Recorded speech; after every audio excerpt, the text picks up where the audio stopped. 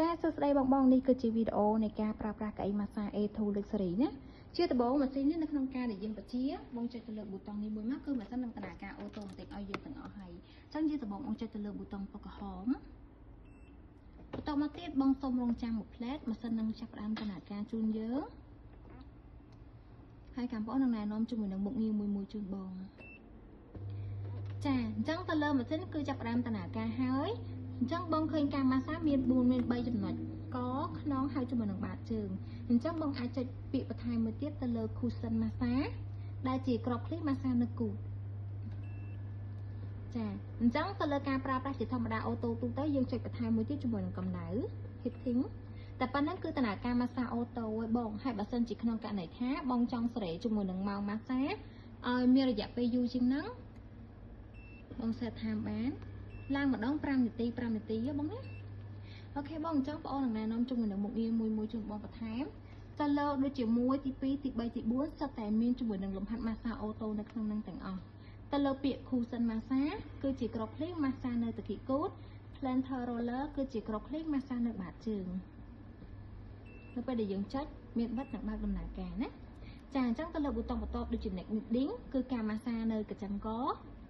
back massage គឺជាក្របឃ្លីម៉ាស្សានៅឆ្អឹងខ្នងហើយចំពោះ kneading mode ក៏ដូចជា massage mode គឺជា mode massage ដែលយើងត្រូវការចង់ដូរមកនៅទីនេះក៏បានយើងអត់ចាំបាច់ក៏បានដែរ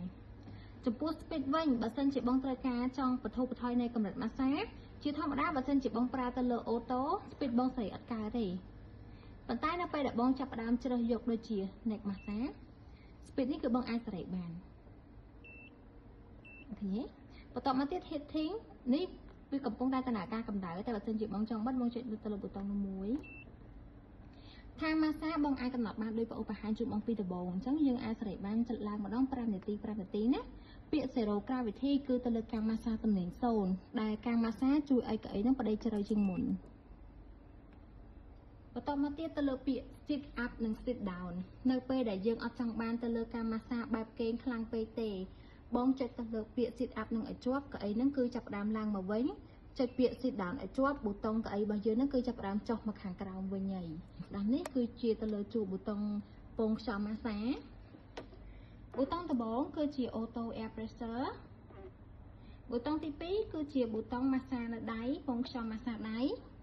ពងខ្យល់ម៉ាស្សាជើងពងខ្យល់ម៉ាស្សាស្មាហើយនឹងការដំឡើងពងខ្យល់ទម្លាក់កម្រិតពងខ្យល់ឥឡូវបងឧទាហរណ៍ជូនបងមួយជាដំបូងយើងយកពងខ្យល់ដៃបន្តមកទៀតបើសិនជាបងចង់ឲ្យវាតម្លើងខ្លាំងបងចុច air pressure plus វានឹងតម្លើងបើបងចង់ឲ្យចុះបងចុចវាចុចមកប៊ូតុងទៀតគឺវាចុះមកវិញហើយបើសិនជាយើងចង់បានពងខ្យល់គៀបពេញបន្ទូខ្លួនបងចុចយកពី auto air pressure ពេញបន្ទូខ្លួនឲ្យយើងហើយចាការប្រើប្រាស់គឺមានតែប៉ុណ្្នឹងទេបងណាអរគុណច្រើន